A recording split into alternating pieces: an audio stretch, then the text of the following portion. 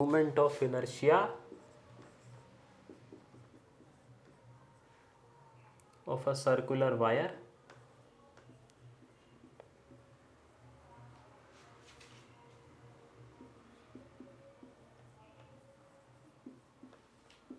about a diameter.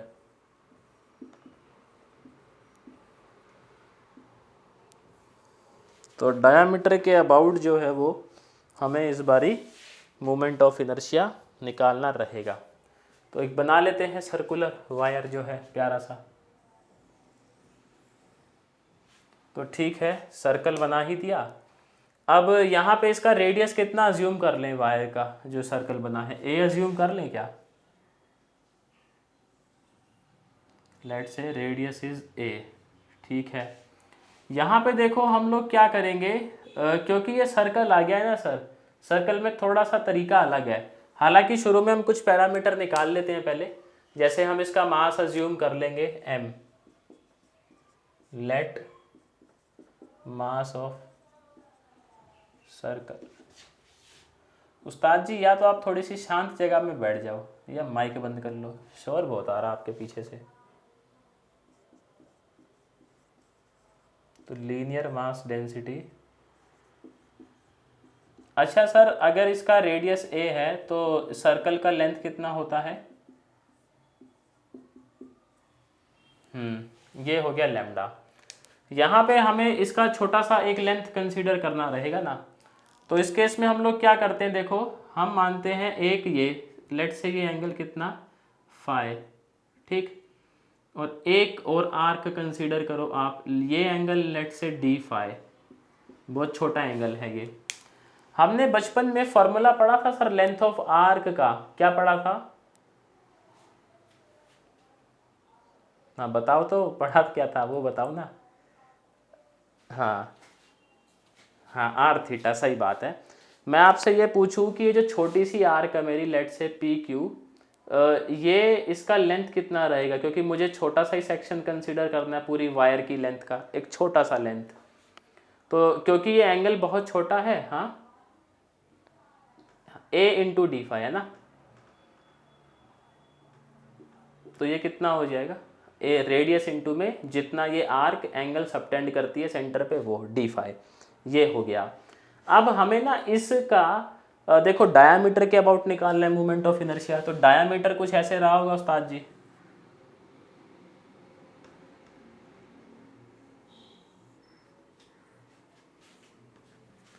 तो हमारा जो एक्सिस है वो ये है ए डैश। वैसे तो ये डायग्राम बना हुआ था, मतलब एक्सिस बनी रहती है आमतौर पर, नहीं बनी रहती तो फिर माननी पड़ेगी। हमें इस एक्सिस से परपेंडिकुलर डिस्टेंस चाहिए सर इस सेक्शन का। ये सेक्शन अभी मैंने दिखाया है इतना बड़ा है, बट एक्चुअल में क्या होता है सर जी, ये बहुत ज़्यादा निन्नू सा, बहुत ज़्यादा छोटा, मतलब एक तरीके से पॉइंट लेंथ मान सकते हो आप। तो परपेंडिकुलर डिस्टेंस क्या होगा सर? यही चीज़ होगी क्या? ये क्यू था, इसको लेट से नाम दे देते हैं हम लोग आर नाम दे देते हैं, और ये ओ। तो अब एक बात देखो, हमारा जो ये ट्राइंगल है, इन ट्राइंगल ओ क्यू आर में हमें जो है ओ क्यू मालूम है, दैट इज ए, हमें चाहिए क्यू आर। तो कौन सा रेशो इस्तेमाल करना उचित रहेगा यहाँ पे?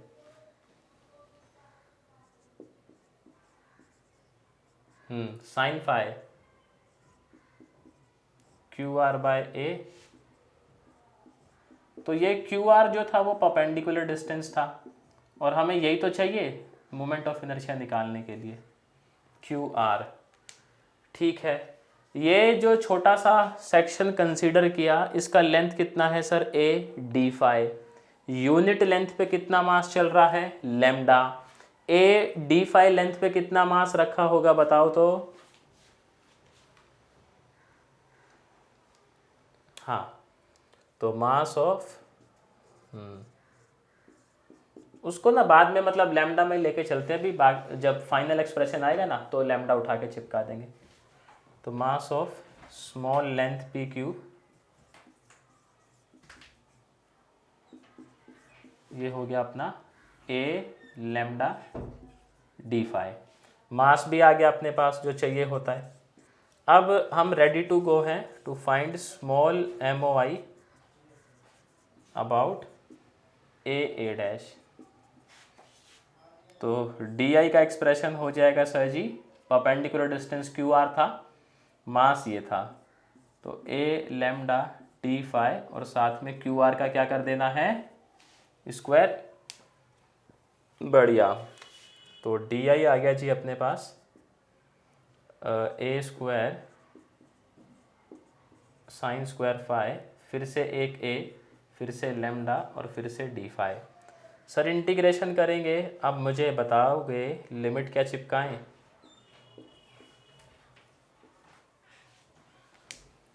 फाई का सर जी लिमिट क्या हो सकता है? हम देखेंगे तो जीरो से कहाँ तक जाएगा, ये पूरा गोला घूमेगा। तो समझदारी क्या होती है सर, फिर इतना निकाल के 4 से क्या कर दे,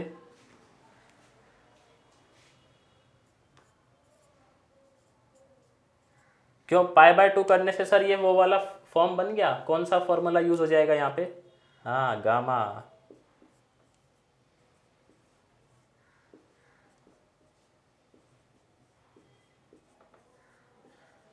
बोलता है अब तो गामा जो है वो नस नस में दौड़ रहा है।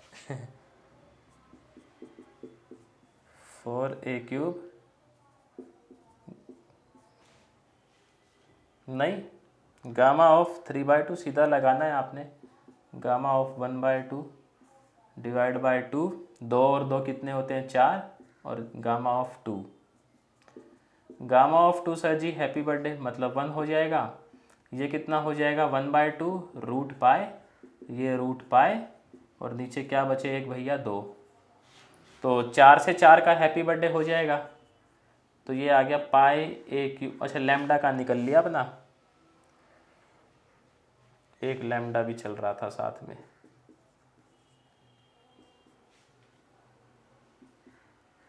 लैम्डा को मत भूल जाना, ये आ गया। अब लैम्डे का वैल्यू उठा के चिपका देते हैं। तो यानी I is equals to pi a³ m/2πa। Sir ji क्या कैंसिल हो रहा है?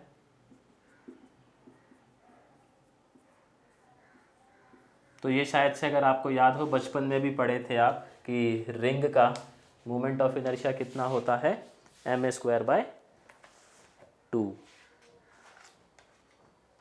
इसको लिख लो।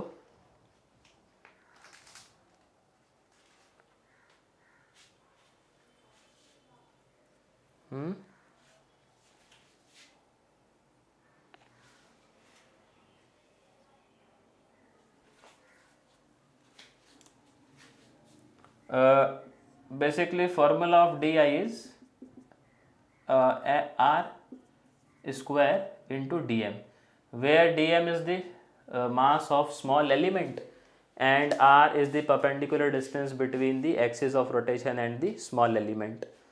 So axis of rotation here is a dash and small element is pq. So basically perpendicular distance between this axis a dash and pq is what, qr, है ना। तो फिर क्यू आर का सर जी स्क्वायर करना पड़ेगा। इतनी अंग्रेजी आती है बस मेरे को, इससे ज़्यादा नहीं।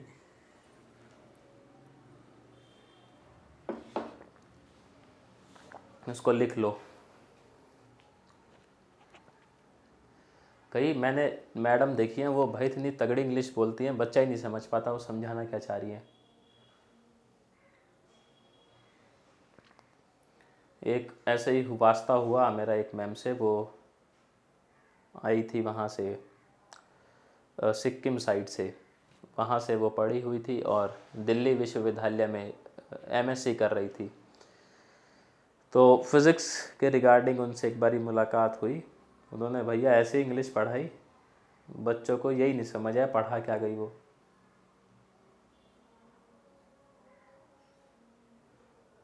तो ऐसी अंग्रेजी भी नहीं होनी चाहिए आदमी की। खैर लिख लिया उस्ताद जी ये, या अभी लगे हो छापने में? हाँ लिख लो, कोई बात नहीं। और एक बात ऐसी है कि इंडिया में इंग्लिश को इतना लोग वो क्यों करते हैं, मतलब शोशेबाजी टाइप।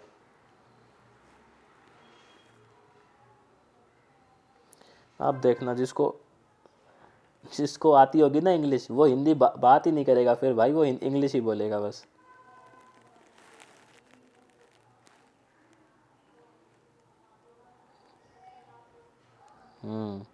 वो अपना ही वेरिएंट निकाल लेते हैं उसका।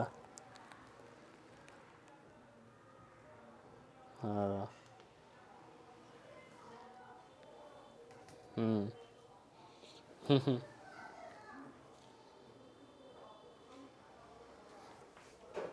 हाँ, इंग्लिश में ही पढ़ाते हैं छोटे बच्चों को ये।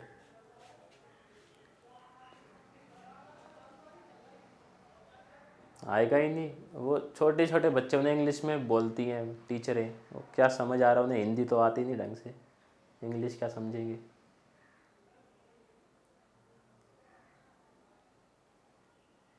और ऐसा मतलब बोला जाता है कम्युनिकेशन जगत में कि भाषा जो है कभी भी बैरियर नहीं बनना चाहिए कम्युनिकेशन में। और मुझे यहाँ आमतौर पर वही होते हुए दिखता है। सामने वाली पार्टी इंग्लिश समझती नहीं, चलो आपको आती है ठीक है, लेकिन फिर कम्युनिकेट तो नहीं कर पाए ना आप अपनी बात जो करना चाह रहे थे। तो इतना काहे, हिंदी बोल लो, क्या दिक्कत है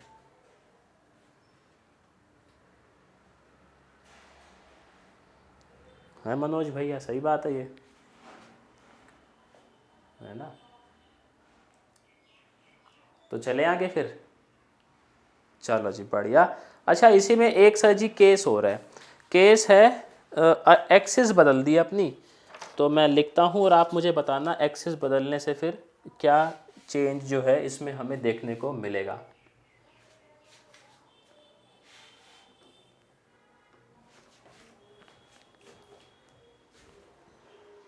तो कहता है इस बारी हमें जो निकालना है वो निकालना है ये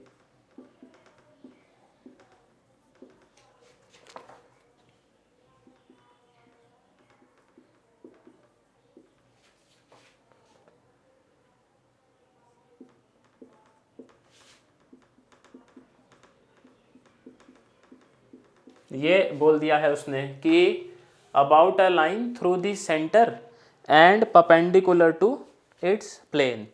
तो अभी जो अपना एक्सिस है सर वो किस तरीके का रहेगा, मतलब ये वाला बनेगा अब एक्सिस इस तरीके से, है ना। मैं इसको आपको वैसे समझाऊं तो बेसिकली हम लोग कैसे घुमाना चाह रहे हैं जी, रिंग है उसके सेंटर से जो पास कर रहा है ना एक्सिस, मतलब ऐसे घूमेगा रिंग, समझ गए बात को। अब 2D में तो ऐसे ही दिखा सकते हैं ना हम लोग कि ये जो एक्सिस है ये रिंग के आर पार हो रहा है।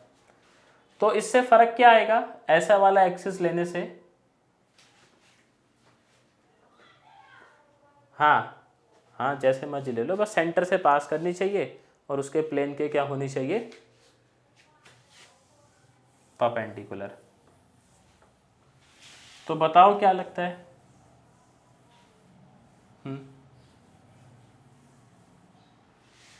यही आंसर रहेगा जो भी आया है।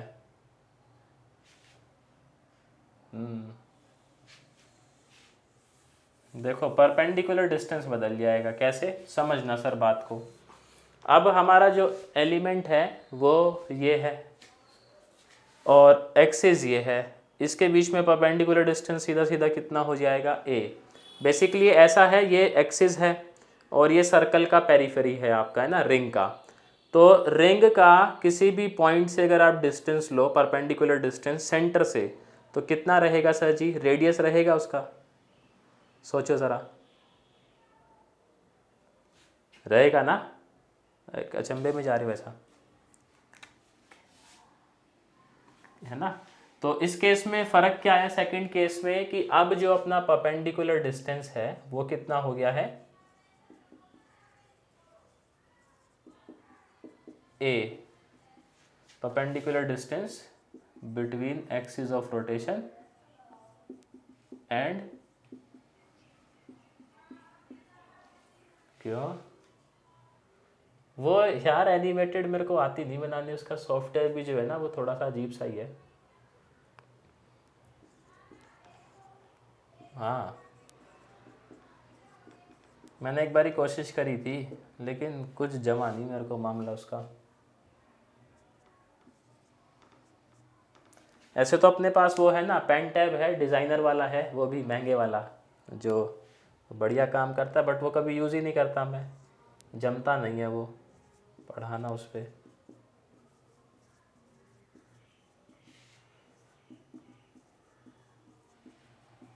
तो स्मॉल मोमेंट ऑफ इनर्शिया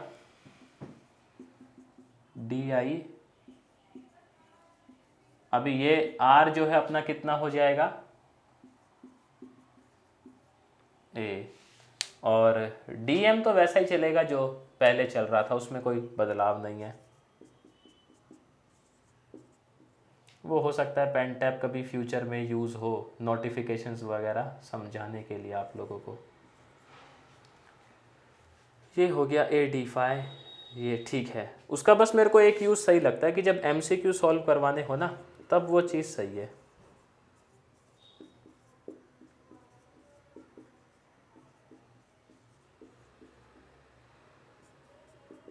अभी बताओ भैया लिमिट कहाँ से कहाँ लगा दें?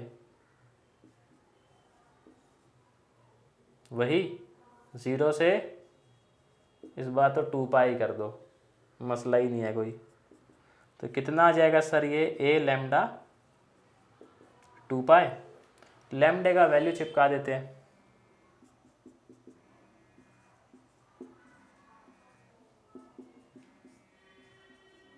तो जब ऐसा करेंगे सर आई कितना आया,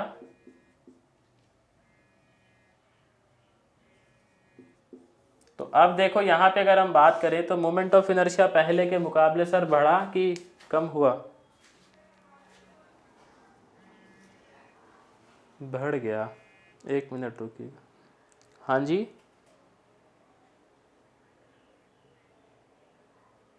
हाँ हाँ जी बोलो।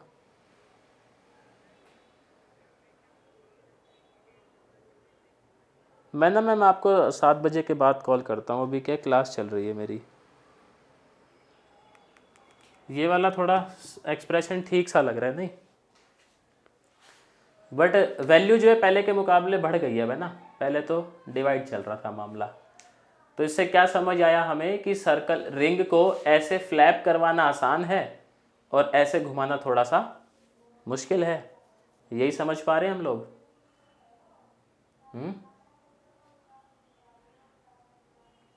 इस वाले को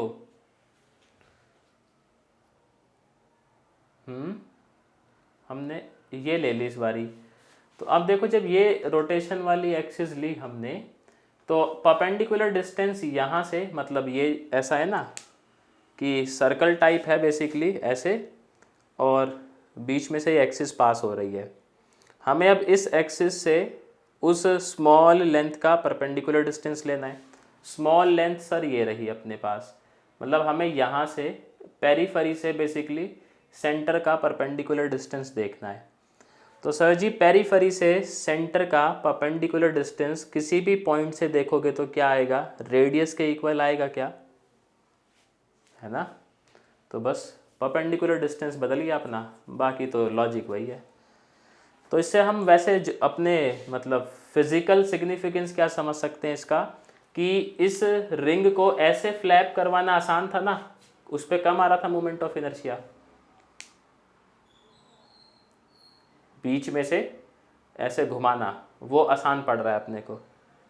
हाँ लेकिन इसी रिंग को ऐसे घुमाना थोड़ा सा मुश्किल पड़ रहा है।